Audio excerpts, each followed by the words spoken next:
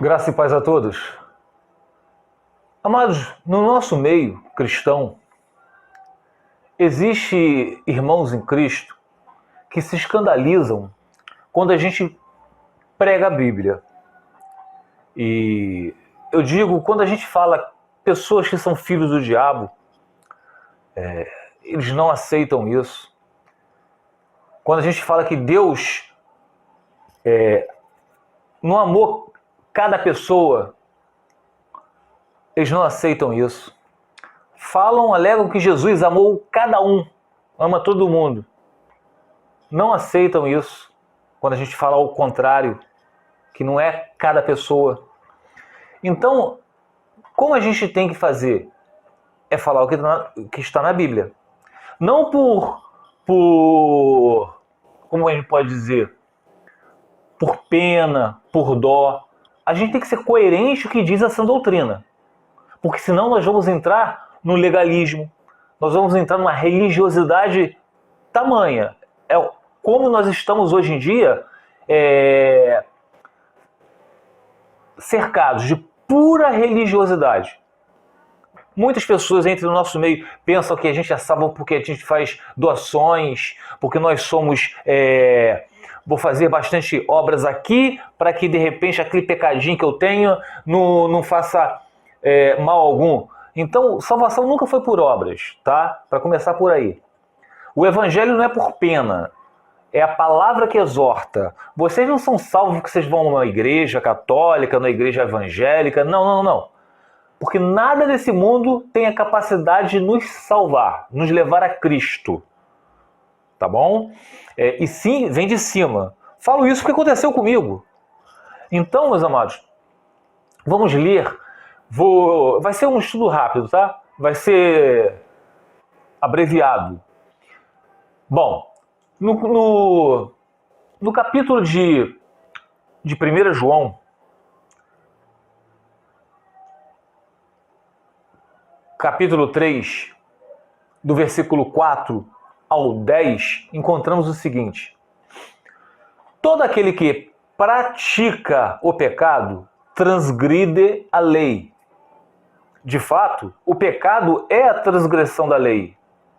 Vocês sabem que ele se manifestou para tirar os nossos pecados, Cristo. E nele não há pecado. Todo aquele que nele permanece não está no pecado.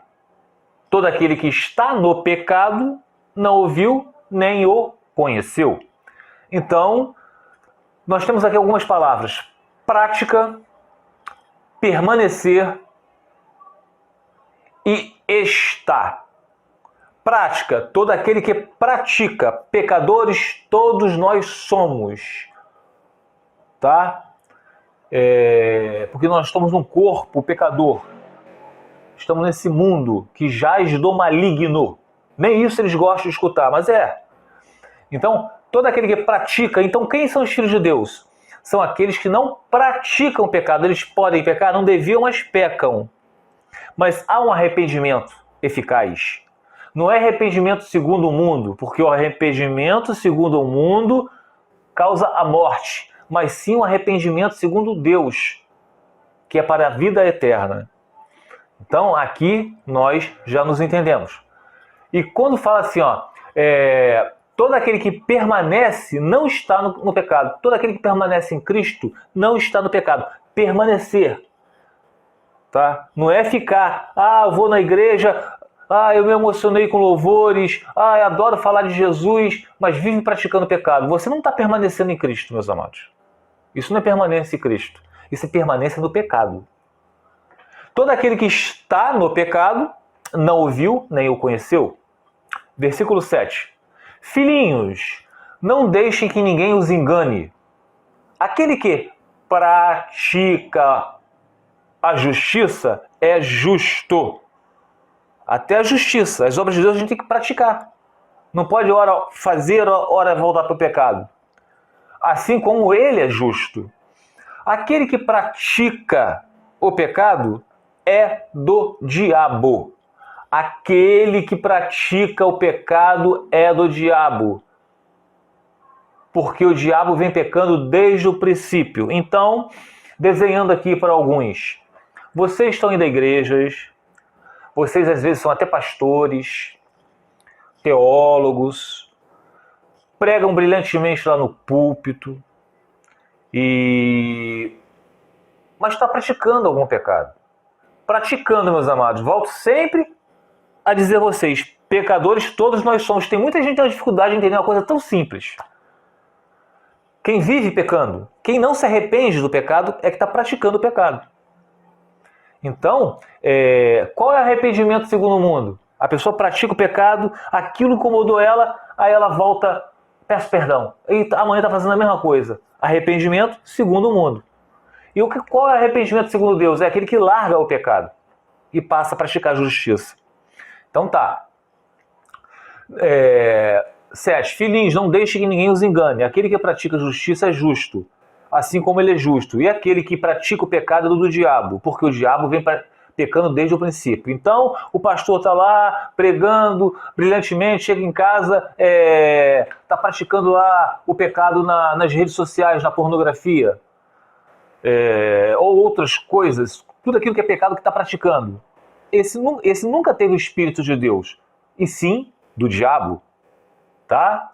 Gente, eu não estou falando com as minhas palavras, não estou lendo para vocês, tá? Aquele que... já li. Por isso o Filho de Deus se manifestou para destruir as obras do diabo.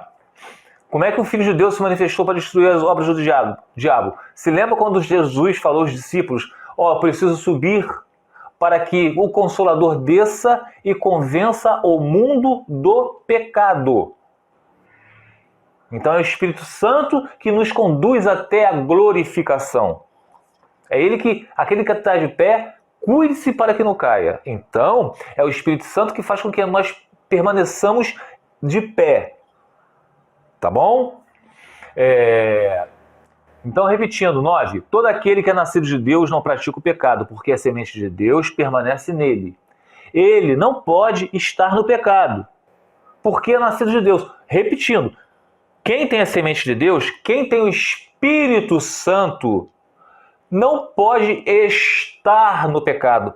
Ele peca? Pode até vir a pecar. Sim, que todo mundo é pecador. Mas ele não fica no pecado. É algo passageiro. A gente não tem como impedir que um pássaro pouse na nossa cabeça, mas nós podemos impedi-lo, através do Espírito Santo, que ele faça um ninho na nossa cabeça. Versículo 10. Desta forma sabemos quem são os filhos de Deus e quem são os filhos do diabo. Então, quem são os filhos de Deus? O que pratica a justiça.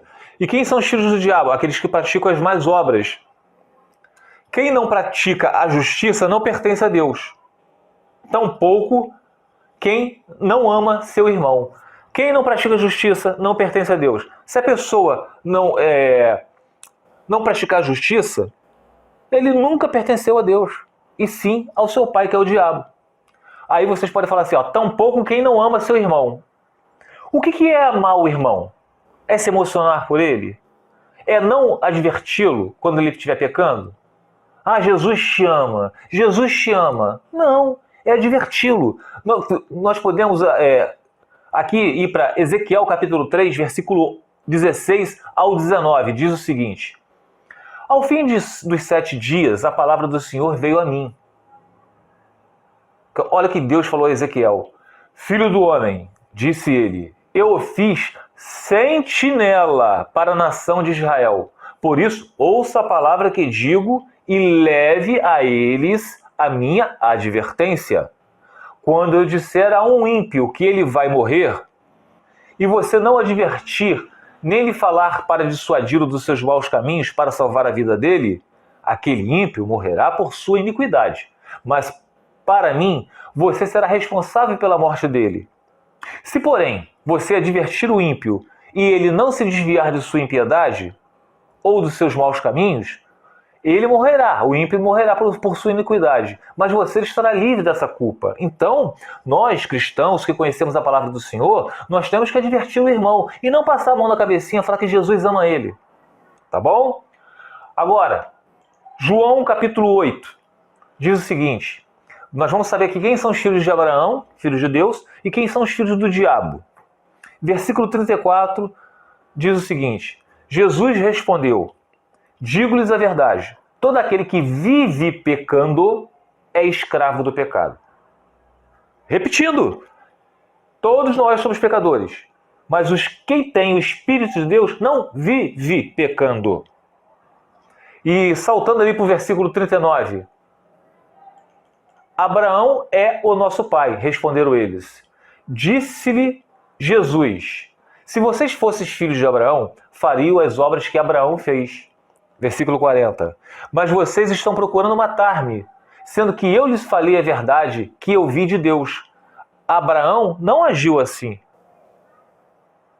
Então ele está falando que ele falou a verdade, mas estão querendo matar o Senhor Jesus porque ele falou a verdade. Acontece quando a gente prega a Bíblia. Ah, a letra está te matando. Ah, que você é muito radical. Jesus é radical.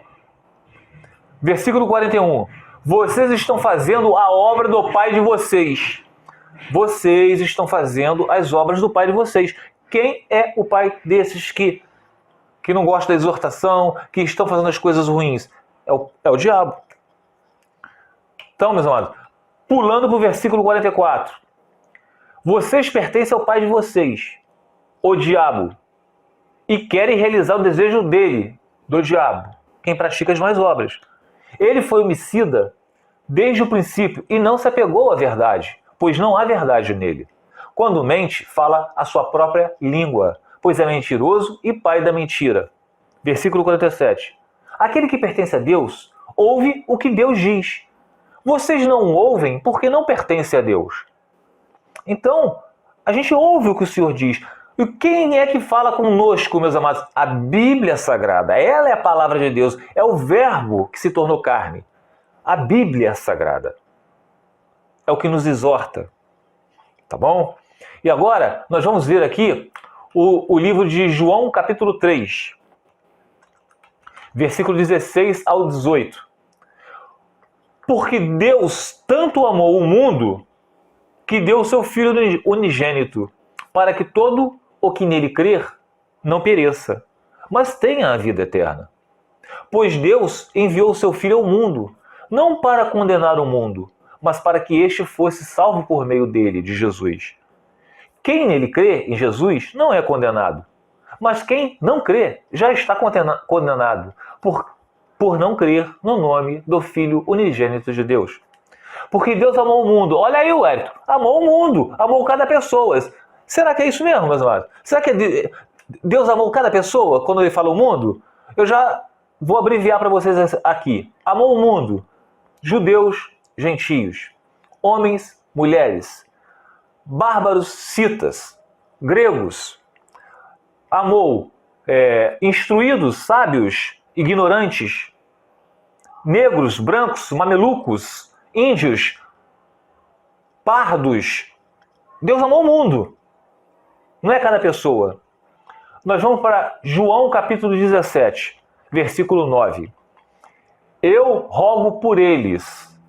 Não estou rogando pelo mundo, mas por aqueles que me deste, pois são teus. Jesus acabou de confirmar aqui. Ele não veio para o mundo. Ele veio para aqueles que Deus deu a ele. Eu rogo por aqueles que me deste. Não estou rogando pelo mundo. Estão entendendo, meus amados? Agora, para terminar, João capítulo 6, versículo 37 ao 39. Todo aquele que o Pai me der, virá a mim. E quem vier a mim, eu jamais rejeitarei. Pois desci dos céus não para fazer a minha vontade, mas para fazer a vontade daquele que me enviou. E esta é a vontade daquele que me enviou, que eu não perca nenhum dos que ele me deu, mas os ressuscite no último dia. Fique os irmãos na paz de Senhor Jesus.